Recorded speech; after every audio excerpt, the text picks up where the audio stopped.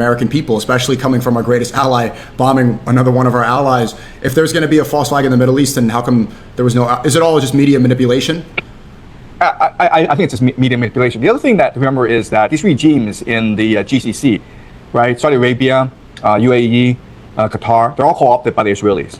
They're all working together. They're all like colonies of the Israelis. What about Saudi? I was talking to Nick Fuentes the other day, and he said that Saudi has separated from being the Israeli ally that they were several years ago. Is this true? No, it's all theater. So if you look at the history of the Middle East, okay, it was created by the British Empire, right? So the House of Saud was installed as a puppet regime by the British Empire. And so then the question is like, who is the House of Saud? If you actually go into some of the history, okay, so this is 2003, the Americans go into Baghdad and they capture all the state systems of the Iraqi regime, okay? And when they go over the files of the Iraqi intelligence agency, the Iraqis were actually convinced that the House of Saud were crypto Jews, that these people, the House of Saud, these were crypto Jews. They were Sabbatean Frankists, okay? Yeah. So this goes back to Sabbatai Zevi. In 1666, he declares he's a Messiah. And then he is threatened by the Sultan of the Ottoman Empire, saying that, you know, either your head or the turban. Okay, you either convert to Islam or I will take your head. And Sabbatai Zevi converts.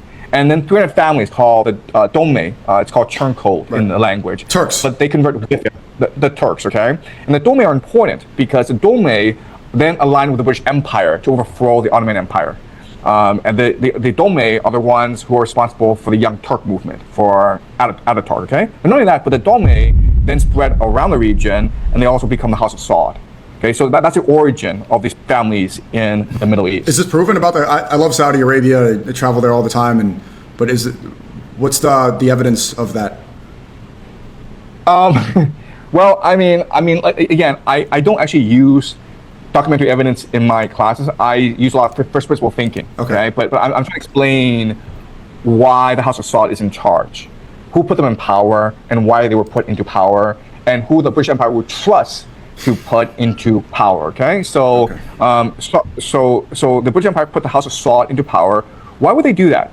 And well, they would do that because they know the House of Saud would be loyal to the British Empire. And why would they be loyal? Because the House of Saud is compromised and they're secretly crypto Jews, and therefore they have no choice but to align with a greater power, whether it's the British Empire or the American Empire afterwards. So again, I don't have evidence, but I'm saying this is what makes the most sense for me, right? Because what I do is I create frameworks, I create models of the world, and then I test it, I validate it by testing it, by making predictions about it, okay? Mm-hmm. So my prediction is that Saudi Arabia and Israel, the conflict right now, it's all theater. And if Pax Judaica were to arise, then Saudi Arabia would be a very important part of this Pax Judaica. And the question then is, why do you have this conflict between Saudi Arabia and Israel? And I think the reason why is, if there's a war, then Iran, the Iranian strategy would create economic warfare. Okay, so it would destroy the economies of the Middle East, which would force the world to get involved in this war. Right? That's the only way that the Iranians could possibly win this war, by creating as much economic pain as possible for the rest of the world. And you do that by blowing up the oil fields of Saudi Arabia, Qatar, UAE, right? Because they have drones and ballistic missiles. And so Saudi Arabia is trying to hedge against this. It's trying to play the victim and says, look, listen, we're your best friends. We're the ones trying to stop the Israelis from attacking you. So why you blow up our oil fields?